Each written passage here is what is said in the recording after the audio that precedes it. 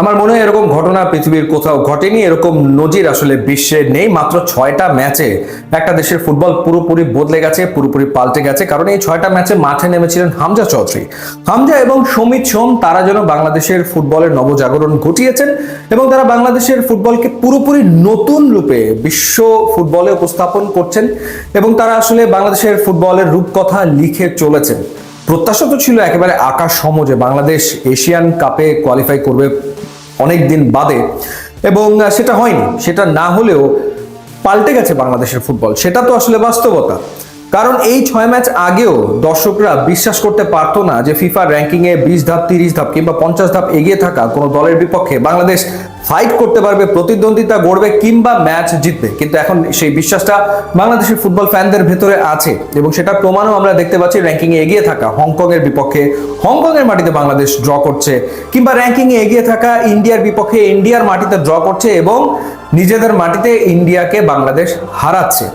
এর ভেতরে নেপালের বিপক্ষে বাংলাদেশ 2টো ম্যাচ ড্র করেছে, সেই 2টো ম্যাচের একটাতে বাংলাদেশ পরিষ্কারভাবে জিততে পারতো যদি শেষ মুহূর্তে গোল না খেতো, ভুটানের বিপক্ষে জিতেছে। সো সব মিলিয়ে আসলে এই যে হামজা চৌধুরী আসার পর বাংলাদেশ 7টা ম্যাচ খেলেছে, সেই 7টা ম্যাচের ভেতরে বাংলাদেশ হেরেছে 2টো ম্যাচ, জিতেছে 1টা ম্যাচ এবং ড্র করেছে, কিন্তু জিতেছে 2টো ম্যাচ, হেরেছেও 2টো ম্যাচ, ড্র করেছে 3টা ম্যাচ। তো বিশ্বাসটা কিন্তু সবার ভেতরে তৈরি হয়ে গেছে। এবং আরেকটা ব্যাপার মাথায় রাখতে হবে যে হামজা সমিত আসার পর আমাদের যে ফুটবলাররা, লোকাল ফুটবলাররা, তাদের সাথে বোঝা পড়ার একটা সময় কিন্তু প্রয়োজন ছিল। সেই সময়টা যত যাচ্ছে তত কিন্তু মনে হচ্ছে যে চমৎকার বোঝাপড়া হচ্ছে। মোসালিনের সাথে, রাকিবের সাথে সমিত সোমের যে বোঝাপড়া, কিংবা সোহেল রানা, ডিফেন্সের তারিক কাজী, তপু বর্মনের সাথে হামজা চৌধুরীর যে বোঝাপড়া, সেটা কিন্তু দিনকে দিন যেন বাড়ছে এবং দিনকে দিন মনে হচ্ছে যে গোটা দলটা একটা সুতোয় গেঁথে যাচ্ছে, এরকমটাই কিন্তু মনে হচ্ছে। এবং আমাদের ফুটবলারদেরও কিন্তু প্রতিভা রয়েছে। মোরসালিন তার প্রমাণ দেখিয়েছেন হংকংয়ের বিপক্ষে গোল করে, রাকিব গোল করেছেন হংকংয়ের বিপক্ষে। গুরুত্বপূর্ণ সময়ে কিন্তু বাংলাদেশের ফুটবলাররা তারা নিজেদের সেরাটা দিয়ে চেষ্টা করছেন। একটা চমৎকার মেলবন্ধন কিন্তু হয়েছে যারা বাইরে থেকে এসছেন এবং আমাদের ফুটবলারদের মাঝে। মানে নাও ইটস এ টিম, এখন মনে হচ্ছে যে এটা একটা দল।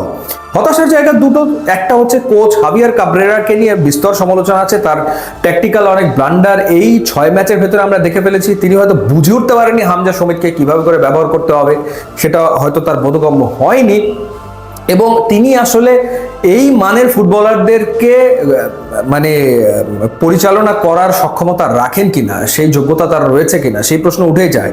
সমিত সোম এবং হামজা চৌধুরী আসলে যে মানের ফুটবলার, তো সেই ক্ষেত্রে যদি একজন দারুণ কোচ, একজন উঁচু মানের কোচ যদি পাওয়া যায়, এবং গোলকিপিং পজিশনে মিতুল মার্মাকে তিনি সব ম্যাচ খেলিয়ে গেছেন, এখানে যদি আনিসুর রহমান জিকোকে ফিরিয়ে আনা হয় কিংবা শ্রাবণকেও প্রস্তুত করা হয়, গোলকিপিংয়েও যদি প্রতিদ্বন্দ্বিতা গড়ে ওঠে, ওই জায়গাটাতে ইমপ্রুভমেন্ট যদি হয় এবং একটা দুর্দান্ত কোচ যদি পাওয়া যায় যে খুব ভালো ট্যাকটিক্স দেবে মাঠে, তাহলে কিন্তু বাংলাদেশ ডেফিনেটলি এশিয়ান কাপে নেক্সট বারই খেলবে। এবার হয়তো পারলো না, কিন্তু সেই বিশ্বাসটা সবার ভেতরে তৈরি হয়ে গেছে যে বাংলাদেশ নেক্সট বারই এশিয়ান কাপে খেলবে। এই হামজা সমিত কিংবা আমাদের মোরসালিন কিংবা আগামী দিনের তারকা মোর্শেদের হাত ধরে যাই হোক না কেন, বাংলাদেশ আগামী দিনে খেলবে এশিয়ান কাপে, সেই বিশ্বাসটা সবার ভেতরে এখন আছে। ইউটিউব, ইনস্টাগ্রাম লিঙ্ক আছে, আপনারা যোগ দিলে খুবই খুশি হবো। And thanks for watching.